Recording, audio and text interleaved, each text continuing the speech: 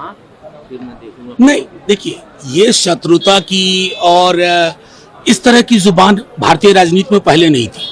चुनाव जीतते थे लोग, चुनाव हारते थे, लेकिन अपने प्रतिद्वंदी के लिए इस प्रकार की अशोभनीय भाषा का इस्तेमाल नहीं होना चाहिए। मैंने तो सीएए पर माननीय गृह मंत्री जी का तब भी भाषण सुना, 2019 में दिसंबर के महीने में यह पास हुआ। हमने अपना प्रतिरोध दर्ज किया था। क्यों? क्योंकि संविधान सम्मत नहीं है। दूसरा, तमिल हिंदुओं ने क्या बिगाड़ दिया आपका? और परसिक्यूशन सिर्फ रिलीजियस नहीं होता है, पॉलिटिकल परसिक्यूशन भी होता है। अगर आप इन देशों का ही नाम ले रहे हैं तो इसमें कई इस्लाम में भी सेक्ट हैं जिनका परसिक्यूशन होने की बात आती है। तो ये एक तरफा नजरिया हम चाहते थे कि समेकित नजरिया में तब्दील हो, लेकिन उसका अभाव है प्रधानमंत्री जी में भी और गृह मंत्री जी से भी। बस इतना आग्रह करेंगे कि चुनाव की गर्मी बहुत बढ़ेगी, आपस में व्यवहार में गर्माहट बनी रहे। उन्होंने एक चीज और बोला कि ममता बनर्जी को शायद ये नहीं मालूम है कि शरण लेने वाले व्यक्ति और घुसपैठी है जो होता है उसमें क्या अंतर है। नहीं, ममता जी को तो मालूम है, लेकिन संभवतः प्रधानमंत्री जी और गृह मंत्री जी हर व्यक्ति को घुसपैठिया करार देने की जो बंगाल में इन्होंने कोशिश की, दिल्ली में कोशिश की, ये शब्द उचित नहीं है। आपकी सरकार 10 बरस है, अगर घुसपैठ हो रही तो किसका फेलियर है? आपका फेलियर है। बीएसएफ कौन कंट्रोल करता है? आप कंट्रोल करते हो। तो आप देश के सबसे कमजोर गृह मंत्री हो। दूसरा, ये लगभग संख्या भी मालूम नहीं, 2-2.5 करोड़ से ज्यादा है।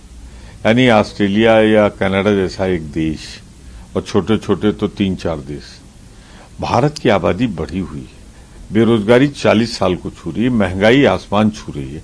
उस समय 2-2.5 करोड़ लोग जो ये आएंगे, इनको आप अधिकार कहाँ से देंगे?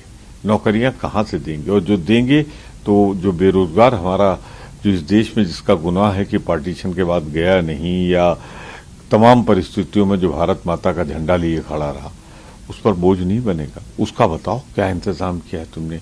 कहाँ एलोकेशन ऑफ फंड्स है इनके सबके लिए? तीसरा, हमारा सबसे बड़ा ऑब्जेक्शन जो है वो इसमें आप धर्म की बाउंड्री क्यों लगाते हो? जो भारतवासी रहा है, आना चाहता है भारत में, उसका स्वागत करो। धर्म की कैटेगरी बांट कर तो आपकी बदनीयती सामने आती है कि आप जानबूझकर पोलराइजेशन करना चाहते हो। अरे कोई जरूरी थोड़ा कि जो आ जाए आप सबको दें, आप उनकी जांच कराइए।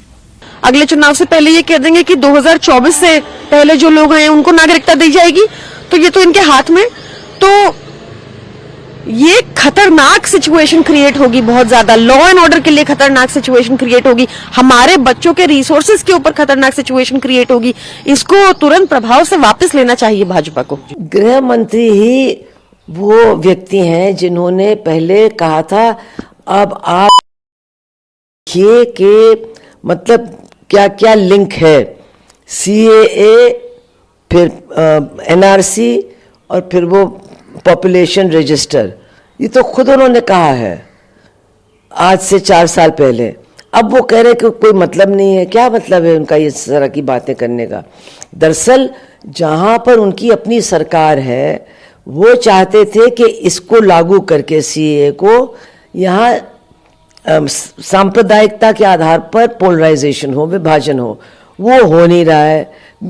असम में उनके जो अपने समर्थक हैं वो हड़तालें कर रहे हैं, वो सीए के दस्तावेज को जला रहे हैं, वो इसका विरोध कर रहे हैं।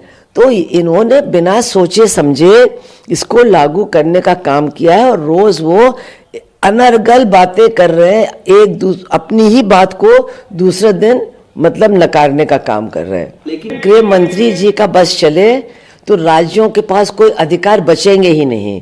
वो आधी बात करते हैं, अर्ध सत्य पर उनका विश्वास है।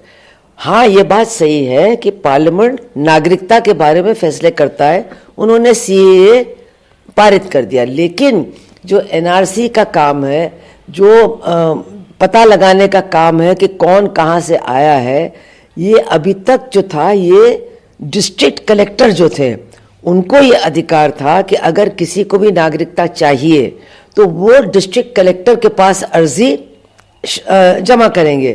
अब इन्होंने जो नए रूल्स बनाए हैं इन्होंने केंद्रीय एक कमेटी बना दी है और उनके पास सारी अर्जियां जाएंगी। अब आप सोचिए कि देश भर में जितने लोग हैं इन सबकी अर्जियां एक केंद्र बॉडी के पास जाएंगी। किस तरह से होगा, कैसे होगा, इसके बारे में कुछ उनको बताना है नहीं, क्योंकि वो किसी के जवाब देते नहीं, बस अपनी बात कहते रहते हैं। केरला ने तो प्रस्ताव पारित कर दिया है असेंबली में कि हम इसको लागू नहीं करेंगे। अब आप जानते हैं कि सुप्रीम कोर्ट में याचिकाएं भी हैं जो चुनौती दे रही हैं सीएए को। इनकी सुनवाई शुरू हुई थी, फिर बंद हो गई। अब कल 2 लोग जिन्होंने पहले याचिका डाली थी इसके खिलाफ, इसमें डीवाईएफआई है, democratic youth federation of India, उन्होंने कल फिर सुप्रीम कोर्ट से कहा है कि पहले हम लोगों की याचिकाओं पर सुनवाई कीजिए, उसके बाद ही इसको लागू होने दीजिए, इसको स्टे कर दीजिए। ताकि वो दिन दूर नहीं है जब हमारी सरकार होगी वहाँ फिर मैं देखूंगा। नहीं, देखिए, ये शत्रुता की और इस तरह की जुबान भारतीय राजनीति में पहले नहीं थी। चुनाव जीतते थे लोग, चुनाव हारते थे, लेकिन अपने प्रतिद्वंदी के लिए इस प्रकार की अशोभनीय भाषा का इस्तेमाल नहीं होना चाहिए।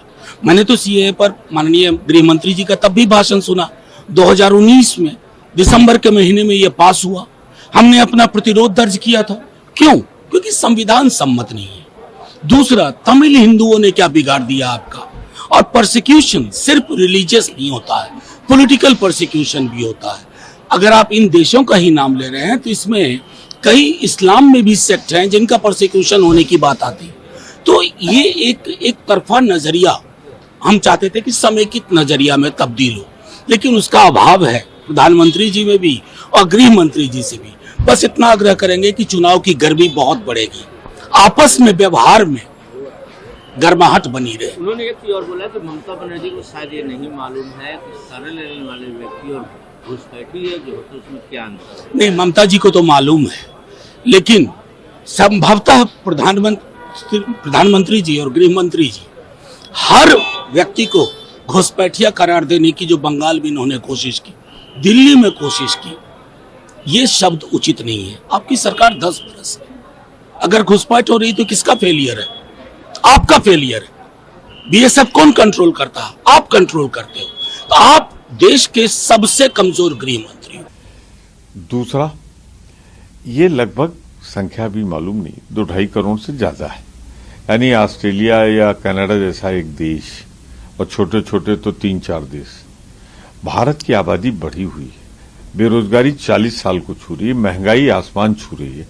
उस समय 2-2.5 करोड़ लोग जो ये आएंगे, इनको आप अधिकार कहाँ से देंगे, नौकरियां कहाँ से देंगे? और जो देंगे तो जो बेरोजगार हमारा जो इस देश में जिसका गुनाह है कि पार्टीशन के बाद गया नहीं, या तमाम परिस्थितियों में जो भारत माता का झंडा लिए खड़ा रहा, उस पर बोझ नहीं बनेगा। उसका बताओ क्या इंतजाम किया है तुमने, कहाँ एलोकेशन ऑफ फंड्स है इनके सबके लिए।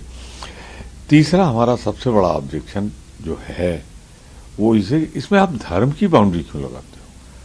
जो भारतवासी रहा है, आना चाहता है भारत में, उसका स्वागत करो। धर्म की कैटेगरी बांट कर तो आपकी बदनीयती सामने आती है कि आप जानबूझकर पोलराइजेशन करना चाहते हो। अरे कुछ थोड़ो कि जो आ जाए आप सब